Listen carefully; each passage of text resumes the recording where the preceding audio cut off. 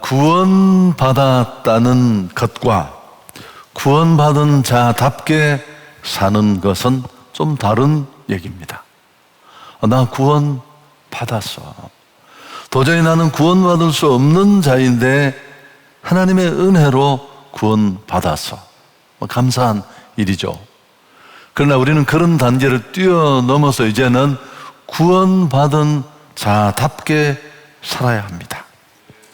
받은 은혜가 크고 놀랍지만 은혜 받은 자로 구별되게 사는 것은 쉽지 않잖아요. 죄의 욕망, 또 세상의 가치관, 여러 가지 절박한 현실들이 우리를 밀어붙입니다.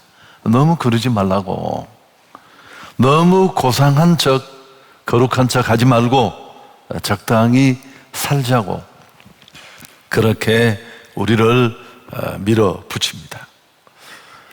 여러분, 어떻게 하면 구원받은 자답게 살 수 있을까요? 좀 미리 말씀을 드리면, 지난 시간에도 얘기를 했습니다마는 자유인으로 사는 겁니다. 진리를 알지니 진리가 너희를 자유롭게 하리라. 하나님 한 분에게만 묶인 모든 것으로부터 자유한 그런 신앙인이 되는 것이 필요한데, 그러려면 몇 가지가 꼭 우리 안에 정리될 필요가 있습니다. 그런 얘기들을 오늘도 좀 나누고 싶습니다. 우리가 구원받은 자로서 그 구원의 여정을 향해 가는 길에 많은 어려움들이 있습니다만은 이 구원의 쾌적한 여행을 방해하는 가장 큰 걸림돌이 있습니다. 그게 뭘까요? 당연히 죄입니다. 죄. 우리를 하나님의 자녀답게, 기독인답게 살지 못하게 하는 주범이에요. 만일 우리가 이 죄의 공격과 그 결과를 무시한 채 방치하면 모든 것을 잃어버립니다. 지난주에 중독의 오늘 속편 비슷하다고 할 수 있습니다. 예방적인 차원의 말씀인데요, 죄를 방치하면 그 죄의 욕망이 점점 커져서 반복되면 내 안에 습관으로 굳어지고 마침내 중독의 자리까지 가면 믿음의 배도 인생의 배도 박살이 나고 아무것도 남지 않습니다.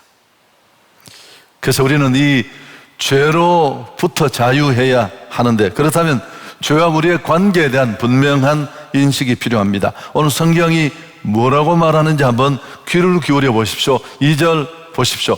그럴 수 없느니라 죄에 대하여 죽은 우리가 어찌 그 가운데 더 살리요.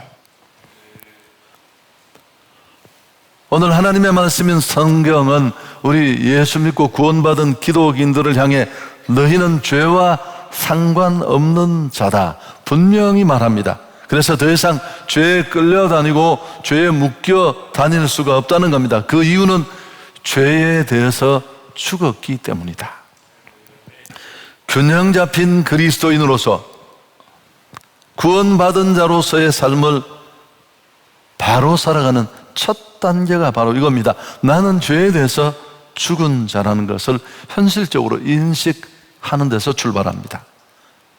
죄와 결별했고 죄에 대해서 죽었기에 나는 더 이상 죄에 묶여 있을 수 없다, 이걸 인지하는 겁니다. 그러면서 바울은 이어지는 3절에 우리가 죄에 대해서 죽을 수밖에 없었던 영적 근거를 제시합니다. 3절 보시면 무릇 그리스도 예수와 합하여 세례를 받은 우리는 그의 죽으심과 합하여 세례를 받은 줄을 알지 못하느냐. 이 안다는 표현도 참 중요하겠죠. 그리스도와 연합된 세례를 근거로 들고 나왔습니다. 세례는 잠긴다, 깔아앉다, 뿌린다 이런 뜻이 다 있어요. 이 해석에 따라 좀 교단마다 의미가 다르긴 합니다만은 물에 잠긴다는 게 깊은 의미인데 그건 과거와 장사 지내는 것을 말합니다. 우린 물속으로 들어갈 때 죄에 대해서 완전히 죽습니다. 옛사람은 그 물속에 수장시켜 남겨둔 채 다시 물 위로 올라올 때는 성령으로 말미암아 지음받은 새 사람으로 올라옵니다.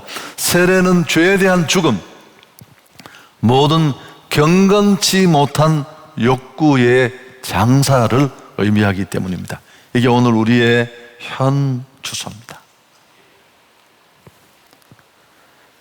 바울은 단호하게 선언합니다. 죄에 대해서는 너희가 죽었다. 여러분, 그렇게 간단하지 않죠, 이게. 그럼 이게 뭘 의미하는 거냐?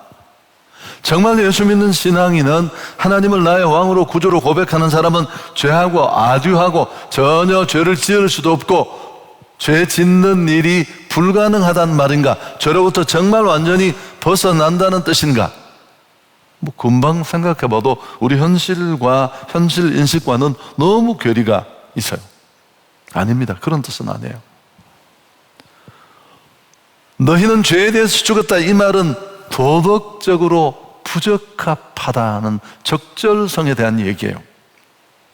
필립스는 이 사실을 다 간파하고 번역에 이런 내용을 담았습니다. 죄에 대하여 죽은 우리가 어떻게 죄 안에서 살 수 있단 말인가? 죄에 대해 죽었다면 다시 죄에 매여 사는 것은 본질적으로 비정상이라는 겁니다. 죄에 대해 죽었다는 의미가 무엇일까요? 잘못된 이해가 있을 수 있는데, 죄에 대해서 완전히 자유롭고 완전히 무감각해지고 더 이상 유혹도 없다, 반응하지 않는다, 그런 뜻일까요? 그렇지 않습니다. 우선 첫 번째는 바울의 결론적인, 이제 오늘 우리가 읽은 11절 뒤에 12절 13절에 쭉 이어지는 권고들을 보면 그것과 맞지 않습니다. 바울은 우리에게 12절 13절에 보면 더 이상 죄의 욕망에 굴복하지 말고 죄가 우리 몸을 지배하지 못하게 하라. 과거 번역은 우리 몸에 왕노릇하지 못하게 하라. 구절이 기억날 겁니다. 그리고 더 나아가서 13절에 우리 지체를 죄에게 내주지 말라. 만일 일이 정말 죄로부터 완전히 결별을 말한다면 이런 구절이 추가되고 따라올 필요가 없습니다. 죄에 대해서 죽고 완전히 자유할 수 있다면 그럴 필요가 없으니까요. 또 하나, 이건 우리 그리스도인들의 경험과도 상반됩니다. 이 구절은 거룩한 초월적인 지경에 있는 소수의 사람들만을 향한 말씀이 아니죠. 여러분, 한번 우리 자신을 돌아보십시오. 나는 정말 죄에 대해서 죽었는가? 반응하지 않는가? 그렇지 않습니다. 성경의 인물들, 또 역사적인 신앙인들의 전기, 또 나 자신을 봐도 그렇지 않습니다. 바로 이렇게 옮긴 바울 자신도 로마서 7장 뒷부분에 가면 절규하잖아요. 오라, 나는 곤고한 사람이라. 이 사망의 몸에서 누가 나를 벗어나게 해줄 것인가? 거듭난 새 사람으로 거룩해 살고 싶은 그의 그 의로운 열정을 매번 붙잡고 늘어지는 육체의 충동, 죄의 부추김에 그는 절규하면서 누가 이 사망의 몸에서 자유롭게 할 것인가? 그것만 봐도 그런 뜻은 아닙니다. 자, 그럼 성경의 의도가 뭐냐 하면, 성경에서의 죽음은 육체적인 면에서의 죽음이 아니라 법적인 면에서의 죽음을 말합니다.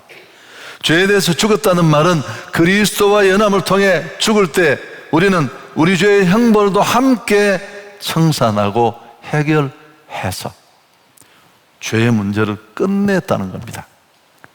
바울은 죄의 권세의 죽음을 말하는 것이 아니라 죄책에 대한 죽음, 우리의 칭의에 대해서 말하는 겁니다.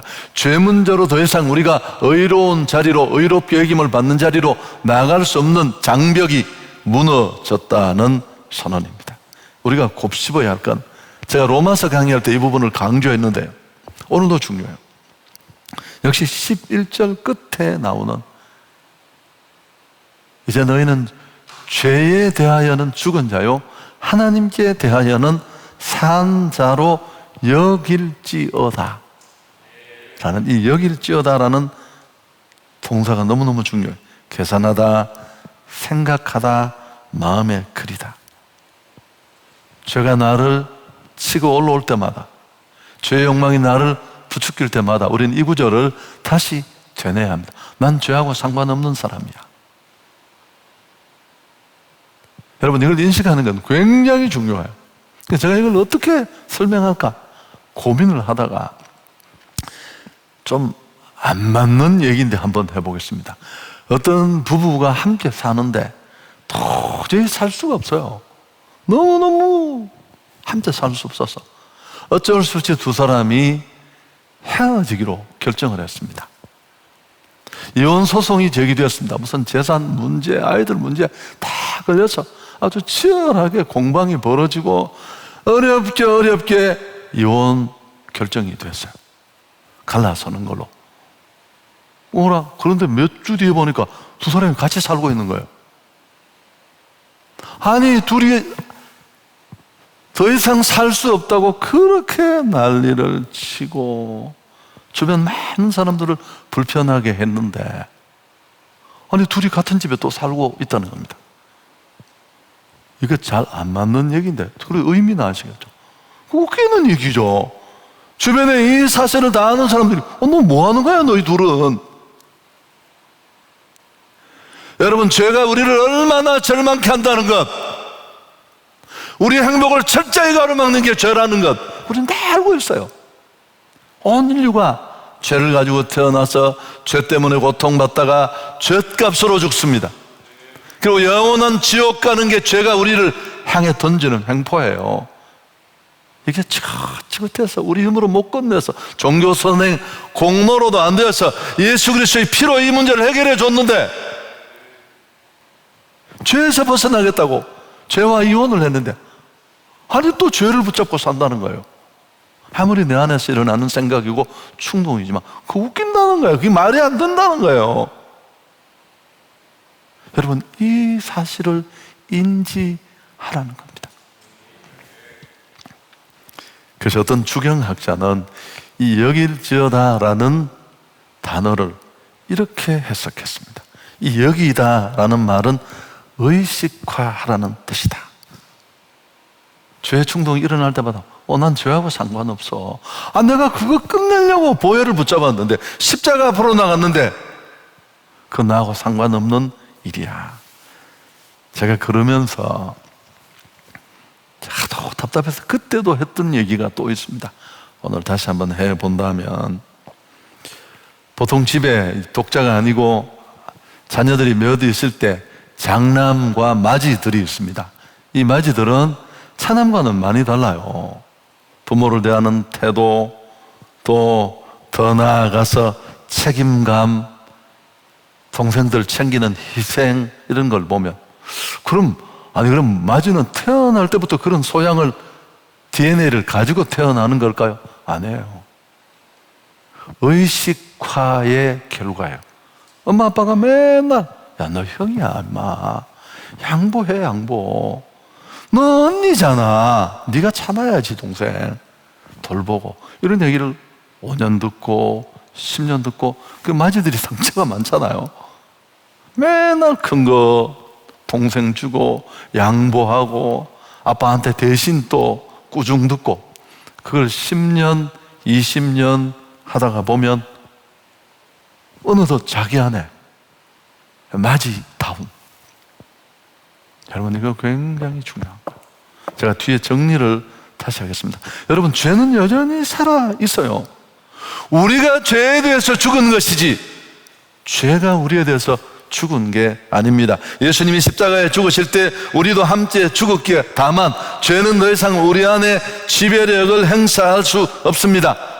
이건 법적인 상황이요. 그렇다고 해서 죄의 힘이 사라지거나 죄가 행동을 멈춘 게 아닙니다. 죄는 여전히 활동하고 있습니다. 우리에게 유혹으로, 충동으로 날마다 우리를 붙잡고 늘어져요. 바울도 그 절규 속에 있었잖아요. 거듭난 내 속사람은 죄의 지배로부터 자유합니다. 그러나 여전히 육신이 내게 매달려 있어요.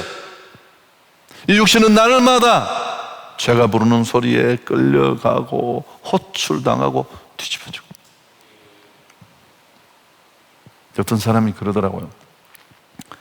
술만 먹으면 옛날에 이별했던 애인한테 전화를 하는 겁니다. 비몽사몽간에. 그래서 그동안 정리된 일을 다 엉망으로 만드는 얘기를 제가 어느 소설책에서 읽은 것 같아요. 여러분, 내 몸이 존재하는 난 죄가 내 몸 안에 들어와 활동할 수 있습니다. 죄의 영향에 쉽게 넘어갈 수 있는 부패성이 우리 안에 여전히 있고요, 유혹에도 흔들리고. 자, 그럼 구원받은 자답게 정말 살기를 원하십니까? 욕망의 포로 되어 끌려가지 않고 중독까지 되어서, 이건 사람 꼴도 아니고 껍데기밖에 뿐이지 않아요. 거기 뭐가 있습니까? 그래서 우리가 이런 우리 안에 일어나는 죄가 부추기는 충동과 욕망으로부터 어떻게 벗어날 수 있을까요? 11절 말씀을 깊이 기억하는 겁니다. 다시 한번 우리가 같이 읽겠습니다. 이와 같이 너희도 너희 자신 안에서 죄에 대하여는 죽은 자요, 그리스도 예수 안에서 하나님께 대하여는 살아있는 자로 여길지어다. 난 죄에 대해서는 죽었어. 그렇지만 하나님에 대해서는 살아있어. 죄가 우리를 부르면 죽었다 하고 침묵하십시오. 여러분, 그러나 하나님이 부르면 따라가야 하는데, 제가 한 가지 팁을 말씀드리면서 오늘 설교를 정리하려고 합니다. 첫째, 죄가 부를 때, 오늘 설교의 결론인데요, 욕망이 우리를 충동할 때 이런 일 너무너무 많거든요. 반응하지 마십시오. 욕망의 부추김을 쫓아가는 것은 쾌락을 쫓는 길이고 그 끝은 너무 뻔해요. 욕심 잉태한 적, 죄를 낳고 죄가 장성한 적 사망을 낳느니라. 이 코스는 그대로 따라갈 수밖에 없어요. 그 대신 또 죄 욕망이 나를 막 부추길 때 버티는 길인 거예요. 스트레스 받아가면서 얼마나 힘들어요. 그게 하고 싶고 가고 싶고 죄성의 그 달콤함을 쫓아가고 싶은데, 여러분, 이거 어렵습니다. 이렇게 계속하면 신앙생활 자체가 고역이 됩니다. 개인차는 있지만 이게 무슨 신앙생활이야. 하고 싶은 거 하나도 못하고 맨날 나를 이렇게 목 조우고. 여러분, 욕망을 대하는 방법 이 두 가지, 하나는 따라가는 것, 하나는 억제하는 것. 이거 두 개 다 힘들어요. 따라가면 다 망하고, 뻗대면 너무너무 고통받고 스트레스 있고. 그러나 사실 이 둘은 결국 욕망에 끌려다니는 거예요. 그래서 또 한 가지 방법은 아예 반응하지 않는 것입니다. 따라가지도 말고 억제하지도 마십시오. 그냥 욕망은 욕망인 줄 알면 됩니다. 그리고 지켜보는 거예요. 또 시작이구나. 그래, 이게 또 시작이네. 아니, 내가 예수 믿고 죄를 끊은 지가 언젠데 또 시작이네. 여러분, 이 부분은 너무 중요해요. 개나 고양이가 길가에 이렇게 누워져 널브러져 있으면 발로 툭툭 차보잖아요. 죽었는지 살았는지. 그럼 어떻게 죽은 줄 알아요? 반응을 안 하면 죽은 줄 알겠죠. 어떤 명상집에서 읽은 글귀가 생각납니다. 가끔은 엉뚱한 생각이 밀려와 우리를 무기력하게 만듭니다. 생각의 노예가 되지 마세요. 생각을 나라고 생각하지 마십시오. 생각은 그저 생각일 뿐입니다. 여러분, 여기 굉장히 중요한 키가 들어있어요. 따라도 가지 마시고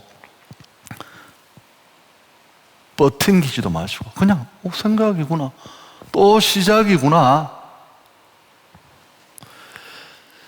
꾸준히 한 번 안 되면 또 시도하고 포기하지 마십시오. 때가 되면 될 겁니다. 여러분, 현실에서 이게 쉽지 않다는 건 제가 너무너무 잘 압니다. 그래서 뭘 하는 겁니까? 연습을 하는 거예요. 훈련을 하는 겁니다. 기독인의 삶은 훈련의 삶이에요. 힘들어도 한 번 실패해도 또 하는 겁니다. 운전을 그냥 배우셨어요? 아니 골프를 그냥 하십니까? 여러분 얼마나 기술이 많은지 몰라. 연습장에 가면 또 되고 또 안 되고 또 되고 또 안 되고 또 되고 또 안 되고, 맨날 골프 채널이 몇 개예요 그거. 그래서 오늘 또 배운다 뭐. 그러면서 조금씩 할렐루야. 이거는 경건을 연습하는 굉장히 중요한 여정이에요.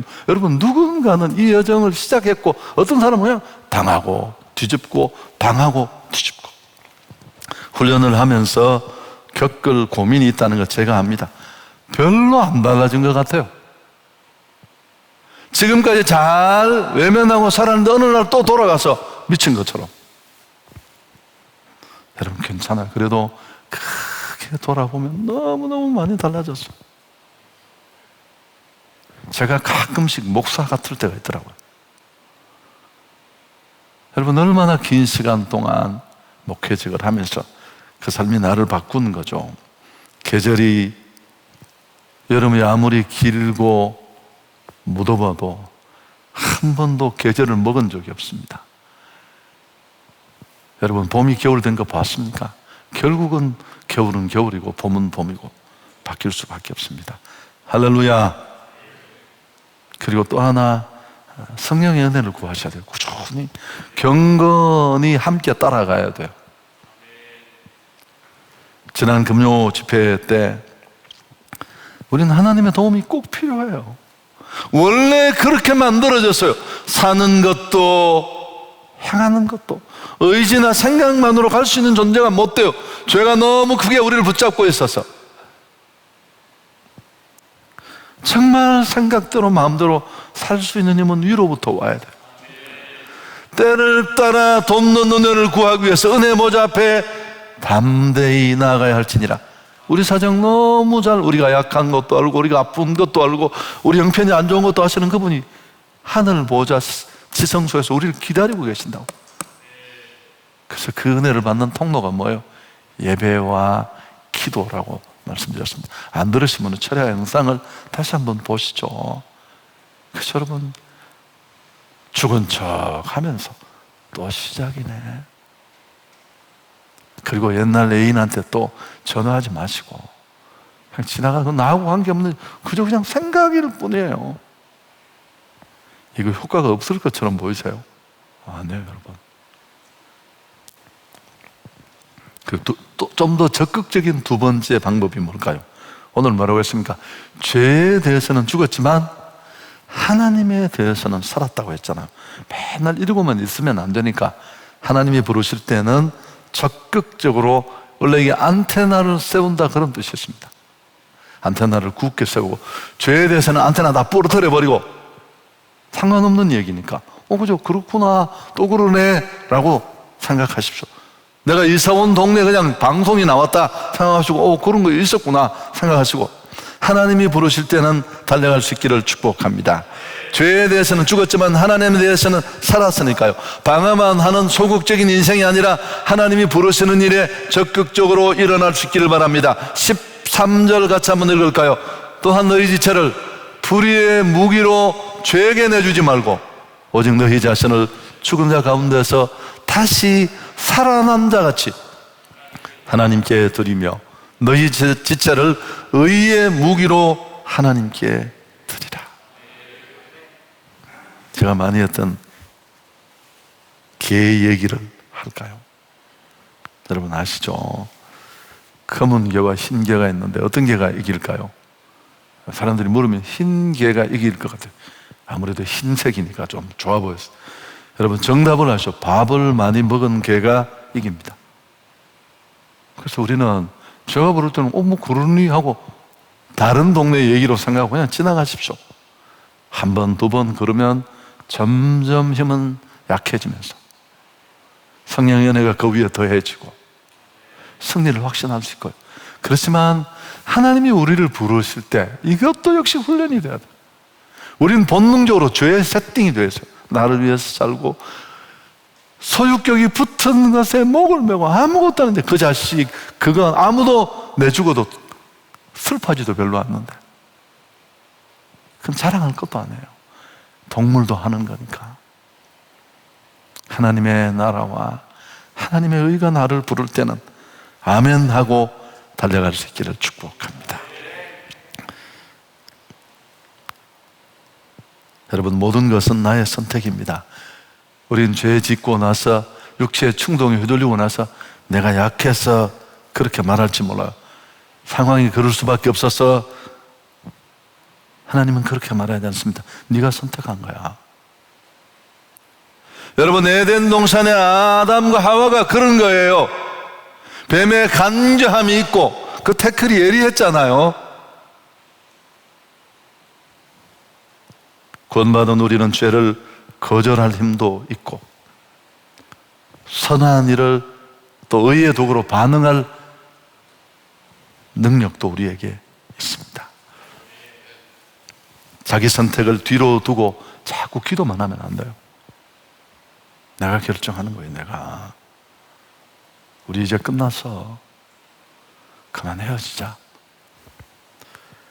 욕망이 아니라, 그리고 하나님의 비전을 따라가는 멋진 인생들이 될 수 있기를 축복합니다. 적극적으로 좋으신 하나님께 영광을 돌리겠습니다.